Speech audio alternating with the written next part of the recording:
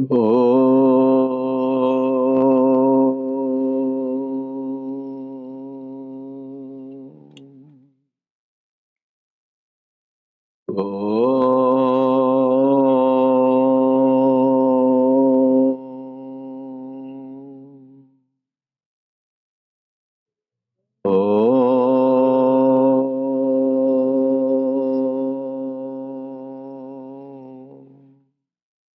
Sahana vavatu Sahano bhunaktu Sahaviryam karavavahai Tejasvinavadhitamastu Ma vidvishavahai.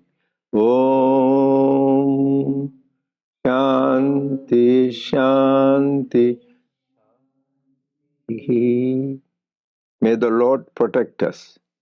May He nourish us. May we acquire the capacity to study and understand the scriptures. May our study be brilliant, and may we not cavil at each other. Om, peace, peace, peace unto us all.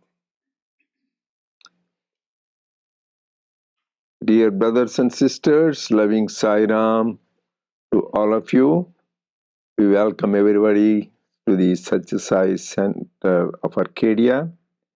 So we'll have study circle on Gita Vahini. So we are starting on chapter 11, and the hard copy for me is page 100. So just briefly, I will talk. Last week we talked about how the whole thing was, actually it was interesting. I didn't look at it carefully. Swami went by chapter by chapter. Actually, Swami went in Bhagavad Gita chapter 6, he discussed, and now he's going to chapter 6 and then 7, Vijnana Yoga. There, I told you to refer to two things. The Swami wrote himself Dhyana Vahini, where you brought good, you did a good homework, Nirpa. So just there he really talks about dhyana means meditation. Whatever you do in life, you need to do proper way.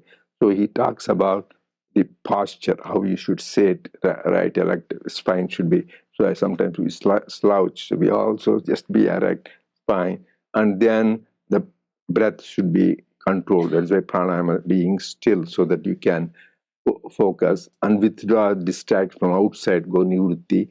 Then you start the process. And there also we talked about important practical things about the food. If you have full stomach, you said you can't breathe, then you will be sleeping instead of meditating. So you need to have yuktahara, just moderation in food and moderation work. If you have too much work you did and want to meditate, you will sleep. Same thing is because you are so tired. I can see a lot of people, even meetings, I said, where they'll be snoring. Because poor guys, I don't blame them because they have worked too many hours and then they do. So main thing is anything which you go too far, too much work, too much food, so any too much activity, restlessness, it will not good for that. You should have middle path for the thing. And then Lord Krishna says, so we are all blessed. We all need to be grateful. After many, many lifetimes, we all went through many lifetimes. First, as a human too. First is probably there are 8.4 million species. Probably we are a stone before, and then a mosquito or a insect or a frog or a dog or a cow, whatever it is, we progressed over many things, and highest is pinnacle of all creation is human birth. So half the human birth is after many, many lifetimes you get interest in God. Most of the people khana pina sona, they're interested in eating, sleeping, and making merry, right? You see the 8 billion people are there, very few. But last week we read that of these people, of even us, handful only will reach the goal. Manushyanam sahasreshu kaschidya yatati siddhaya. Of these billions of people, few people will try. Millions. Because most of the people, even if you talk about it, I was talking to Hari, you arrange a bhajan session, I think, Some of our friends come, "Oh, when is it going to end? What is it boring? Why do you arrange this along with this party?" Because they don't like to have. So it is distasteful for them. For people, a lot of people, they don't want to. All of us in our friends and family circle. So they don't want to have this. So to have that interest for us, that is grace of Swami. We have just to come to the center, to listen to Swami's words, sing his glory. But still, to have that intense focus and reach the goal, only handful. Then, this is a very interesting, I want all of you know. Then Arjuna gets a question. So, I don't reach, if I don't reach, get liberation in this life, neither I had a good time with going parties, others, my friends went to Las Vegas, had gamble, good time, this, they did. It's not really a good time, but they think it is. I didn't get liberation, neither I had this. He says, I'm good, neither world as I wasted my, it's beautifully as Ayati Shraddha Yopeto Yoga Chalita Manasa Aprapi Yoga Samsiddham Kam Gatim Krishna Gachati. Oh Lord, what is the destiny? If neither I get this world enjoyed, neither I get liberation, what is the point? So please clarify my doubt. So then this is important for all of us, because sometimes people think, hey, you are not having good time and neither you got liberation. So then Lord Krishna is so kind. He says, Partha, Naiveha Namutra Venashyastha Vidyate. This is like a mantra my father used to say. Nahi Kalyana Krita Kaschit Durgatim Tata Gachati. So this is very powerful thing. So child, anybody, any good thing you do, you will never go to the wrong ends. It always will give you good results. That is the assurance God said. Whatever good you do, service, or you do bhajans, you help somebody, you do service any place, you do self-inquiry, read, all these good acts, he will never go waste. The person who does that, you will definitely get good result. Nahi kalyana krita kachit durgatim tata gachit. And by the way, this time Durga, one of the means, Durga means Durga Durgati Nashini. Durga will destroy all our obstacles. So he says they will never get any bad thing. Then he says, okay, you are assuring that. Then what will happen to the people? You are about to get liberation, but you didn't. This is good, he says. Prapya punya kritam loka anushwada shashwati samaha suchinam srimatam gehe yoga brashto abhijayate. Yoga brashta means you did yoga, but you are brashta just after, before reaching the goal, you died. So you didn't need to, like you college, you are going to get a degree, before you finish, you failed. So that means still you have to repeat that class, right? So, but Lord Krishna is telling what he has done, it won't go waste. Suchinam Srimatam Gehe. So he will he will be born in a family for wealthy people, they're well-to-do people. But they will have interest in God. Most of the people, these people who have rich, so they are having bad habits. Not all people, but many of them. But these people will be born in families who are well-to-do, but they have spiritual interests. So that is why this is probably where Yoga Brashta, we didn't finish the course, then you'll be born in that family. So then you start from there. That means you don't need to start from the beginning. You can do that. Then athava yoginamena kule bhavati dhimatam etatiddu durlabhadaram loke janma yadidvisham. But some other people, so you can say, for exam, you want to pass, you should 100 marks, you should have, then you liberated. Then you are liberated. You got 50%, then you will get like this. You will be born in a rich family. But you got 90%, but still you die. So then you will be born in a family of yogis. Like Vivekananda was born in Bhuvaneshwari Devi, and Datta, Tukaram in a family of that, Jnaneshwar.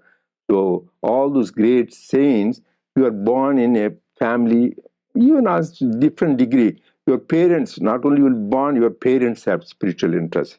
They're always into scriptures, doing sadhana. So you will be born, on higher level people, they are born in family of yogis. So it won't ever go waste. Tatratam buddhi samyogam labate porvadaikam. Because you are born in that yogi's family, you will easily attain liberation. And that particular life itself, you don't need to think. Because even though they may be born in a poor family or anything, because of their previous life vasanas, because the tendencies, naturally they are interested, or automatically they want to go the company of holy people, they want to visit saints, they want to go to pilgrimage, because previous life they have done all that. Naturally they are drawn towards those things. So why I'm telling this thing is, last time people said only handful, the people should not get discouraged. Whatever we do in life, you earn money, $1,000,000, you die, then next is get zero. Then you start all over again. There's nothing, you can't take it forward. Whereas this is the only thing you can take it forward. Next slide. Whatever good you did, you take it forward. But your service or bhajan, worship to the God is carried forward. Everything else stops this life. So once you leave, your body is gone. So this is the beautiful thing, reassurance from God. So we should remember this, continue to think good, be good, and do good. So I wanted to bring that, because we ended with that. I wanted to make sure people don't have negative, oh my God, we are doing all this, what will happen? So same doubt. So we should not worry. Arjuna had the same doubt. So then Lord Krishna clarified that. Okay. So now you can continue, Nirupama, suggest. Sairam. Arjuna. Note that there is nothing higher than me in the world. All are strung in me like flowers on a string. The 5 elements, manas, buddhi, ahamkaram, these 8 varieties of prakriti have produced sthuta shukshma, prapancha, the gross and the subtle in creation. This is called apara prakriti. There is another prakriti distinct from this. That is known as para prakriti.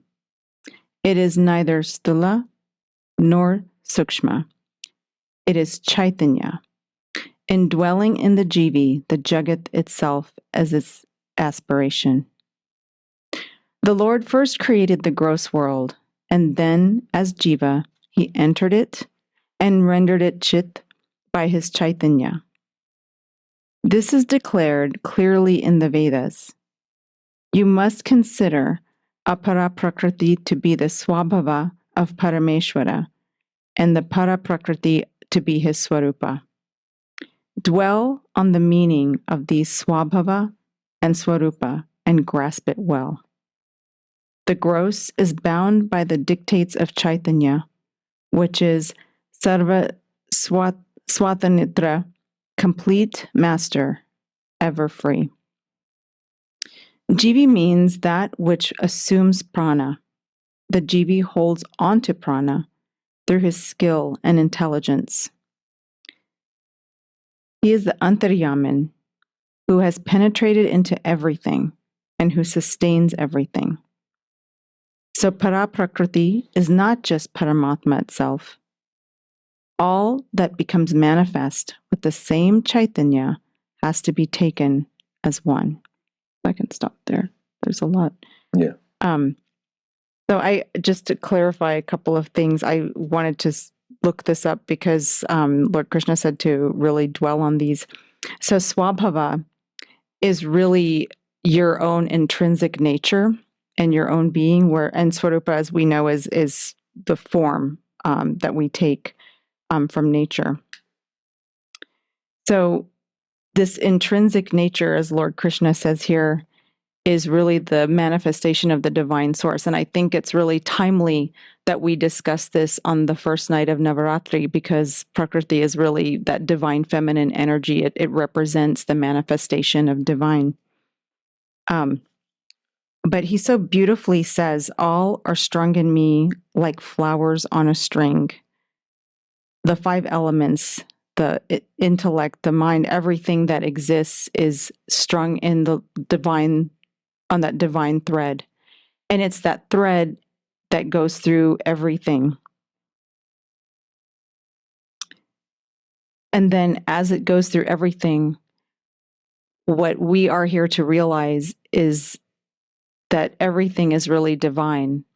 And that even though it's manifested in this physical form, what really exists is the true divine nature and Atma. Yeah, here again, Swami said very important because we all worship Durga, Lakshmi, Saraswati, do the worship. Worship has always its own results, the prayers have effect. But he said, we forget we do the worship Durga, Lakshmi, Saraswati, but our own mother, who is the aspect of all the three, because she is the one who gave birth to us and who sustains us by taking care of us. So, who, the Swami says, blood do, head do, they will get your education, your life, everything, mother. People don't respect now, so you need to respect the mother, the parents. And second thing is the mother nature. Is nature, first Swami said, is a gift from God. Then he says, nature is not only a gift, it is a manifestation of God. Then because God himself became all this manifest universe. We should remember that. That is why in the Vishnu Sahasranama, first thing he says, Vishwam Vishnu Vashatkaro. This whole universe is first he talked about Vishwam. That's Vishnu. This is the Lord that manifests Vashatkaro. This is all is nothing but. So we need to have that. In which case, tread softly. You revere nature. That's very important. So each one of us. So main thing in the world right now, the air pollution. That means you are insulting nature.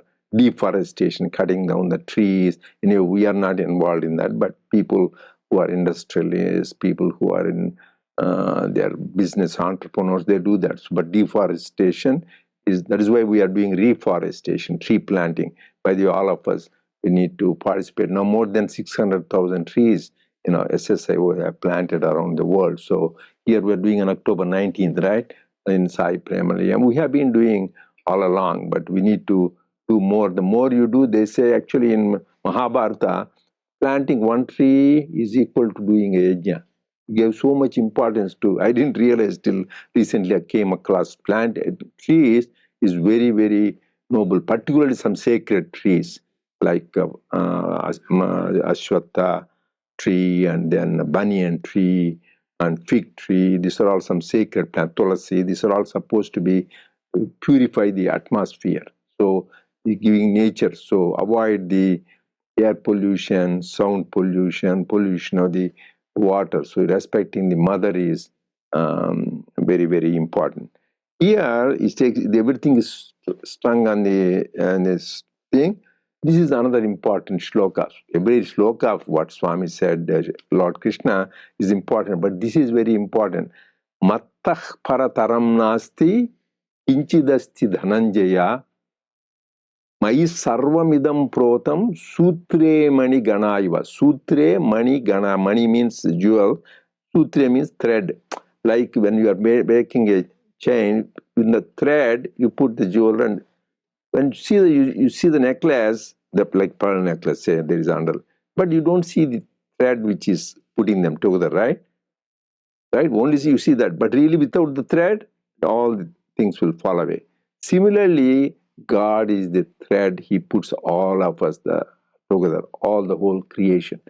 So, so that is one important state. Mai sarvamidam prodam sutre mani ganaiva. Like the thread puts these things together, I put all of the things together. And then he says, Mattah parataram nasti kinchidachithananja. There is nothing other than me, nothing higher than me. He's proclaiming clearly, there is, so I am the ultimate. Like that, you see the ultimate, who wrote that book? Swami, the ultimate experience. Phyllis Crystal, yeah. So he is the ultimate, where the road ends. So he says there is nothing, Mattah paratanam nasti, even there is little nothing above me, I am the ultimate. So when you think he is the ultimate, naturally our duty is to love him, adore him, and surrender to him. Because without his basis, nothing will stay. So that is important thing. So just always remember God, and he is the basis of everything. And without them, nothing will exist. And then he talks about these two prakritis, because everything manifest universe, what we see, we should remember only three things, right?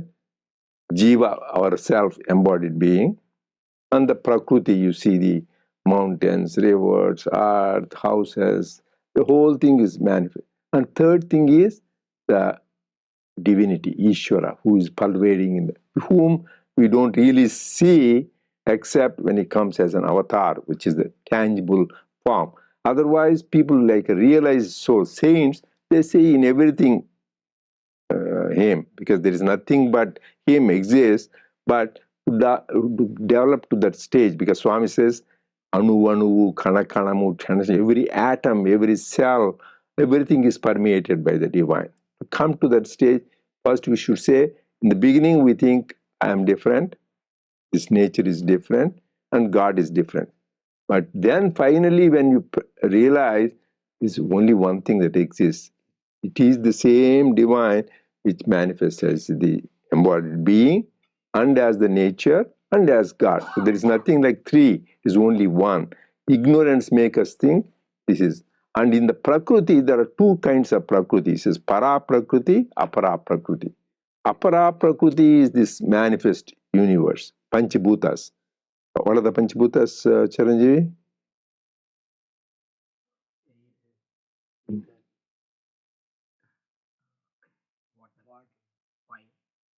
On earth, the main thing we are all on earth. Yeah. Bhumi, Rapo, Analo, Anilo, Nabha. Bhumi first is earth. Then, because you should go, there is the gross to subtle or subtlest to the gross. Bhumi. So, earth, then water, we are surrounded by.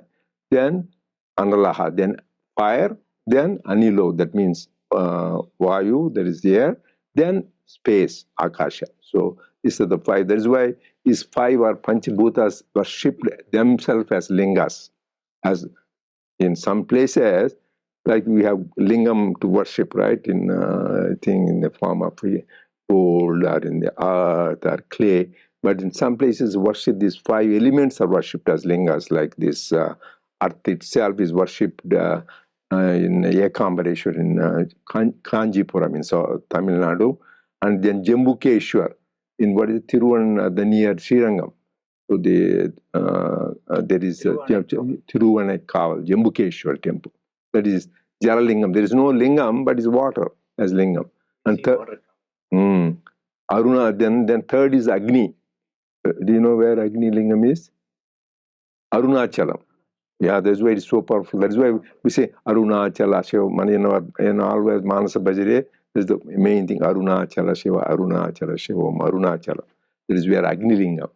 And then Kalahasti is the Vayu lingam. There you don't see the lingam, but you can see flickering because the air, even the sanctum sanctorum, you see that that's Vayu lingam. And finally, Chidambaram, you see Akash lingam. There, that is what they call Chidambar Rahasyam. They say, oh, come on, Shiva is coming. They will open the curtain and then close it. But where is that? So that is the secret. So there is nothing there. It's space. So some of my friends I asked, who went to because till I went, I didn't realize that. Did you see Lingam? How is it? Oh, it's so beautiful. There's nothing there. So these people didn't really see because it is a space. That means think they worshipped space as a lingam because the whole space.